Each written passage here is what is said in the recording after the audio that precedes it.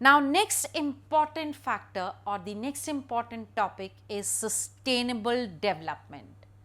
In a layman's term, development is all round development.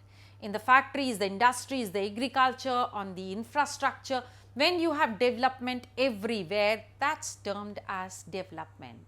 But sustainable development means when we develop in such a manner that we do not develop just for today, but we have the future in mind.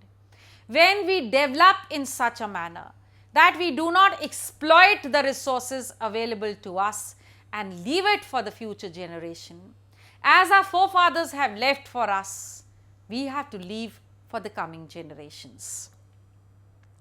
And a true sustainable development comes only when per capita income arises, that is, people start earning much more than what they are earning, when we start using the rational use or we start having rational use of the environment that is there, when we have lesser pollution, that is, we can have control on the pollution, and we think of the future generation, that's true sustainable development.